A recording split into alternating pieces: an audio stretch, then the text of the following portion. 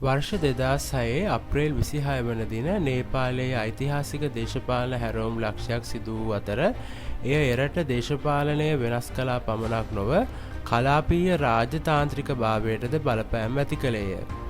රට පුරා සති ගණනක් තිස්සේ පැවති දැඩි විරෝධතා සහ ජාත්‍යන්තර පීඩනයෙන් පසුව එරට පාලනය කළ ගයනේන්ද්‍ර රජු විසින් නියෝජිත මන්ත්‍රී මණ්ඩලය ප්‍රතිෂ්ඨාපනය කිරීමේ නිවේදනය කළේය. මේ ඔහුගේ ඍජු පාලනයේ අවසානයේ සනිටුහන් කළ අතර නේපාලය තුළ ප්‍රජාතන්ත්‍රවාදී ප්‍රතිසංස්කරණ සඳහා මාවත විවර කළේය.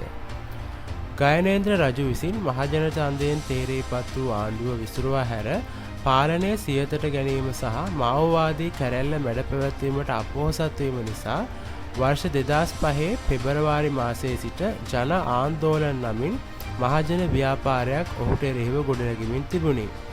මෙම පියවර ඒ වන විටත් ගැටුම් හා දරිද්‍රතාවෙන් පෙළෙන රටක තව තවත් පසුබෑමේ ලක්ෂණයක් ලෙස දිස්විය.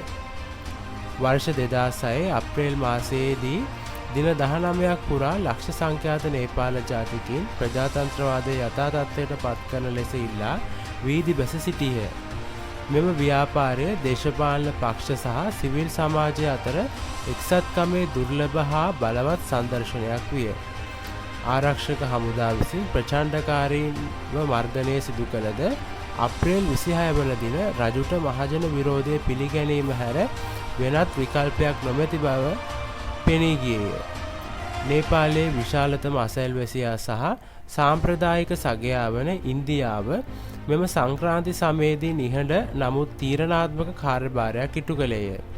මුලදී රාජතාන්ත්‍රිකව ප්‍රවේශම් සහගතව සිටි ඉන්දීය නායකයින් රාජකීය මාලිගාව සහ නේපාලයේ දේශපාලන පක්ෂ යන පාර්ශව දෙකම සමග සම්බන්ධ වීමට පටන් ගත්තහ. විරෝධතා උත්සන්න වන විට ඉන්දියාව පැහැදිලිවම ඇඟවුම් කළේ නේපාලය තුළ ප්‍රජාතන්ත්‍රවාදී පාලනයකට ඔවුන්ද කැමති බවයි. ඒ අනුව නේපාලයේ ප්‍රජාතන්ත්‍රවාදී බලවේග සඳහා ඉන්දීය රජයේ උපාය මාර්ගික සහයෝගය, දේශපාලන සහ ආරක්ෂක සහයෝගය ලැබුණි. කලාපීය සාමය සඳහා සහ ඉන්දියාවේ සමහර කොටස් තුළ දෝංකාර දුන් මාओවාදී මතවාදයන් නිසා ස්ථාවර ප්‍රජාතන්ත්‍රවාදී නේපාලයක් බිහිවීම තීරණාත්මක විය. මිලිටරි බලපෑමකට වඩා රාජතාන්ත්‍රික භාවය හරහා කලාපීය තුළ ඉන්දියාවේ බලය නැවත තහවුරු කිරීමටද එය අවස්ථාවක් විය. අප්‍රේල් 26 වන දින සිදුවීම නේපාලයේ අරගලවල අවසානයේ නොවූ නමුත් එහි ප්‍රජාතන්ත්‍රවාදී ගමනේ නිශ්චිත මොහොතක් විය. එය නව ව්‍යවස්ථාවක් පිටුම්පත් කිරීමට, වර්ෂ 2008 දී රාජාණ්ඩුව අහෝසි කිරීමට සහ අවසානයේ නේපාල ෆෙඩරල් ප්‍රජාතන්ත්‍රවාදී ජනරජයේ උපතට හේතු විය. ඉන්දියාව විසින් මෙම සන්ධිස්ථාන සෑම එකක්ම සමීපව නිරීක්ෂණය කරන ලද අතර සමහර අවස්ථාවල බලපෑම්ද සිදු කරන ලදී. වර්ෂ 2006 අප්‍රේල් 26 වන දින සිදුවීම් ලෝකයට සාමූහික සිවිල් ප්‍රතිරෝධයේ බලය මතක් කර දුන්නේය.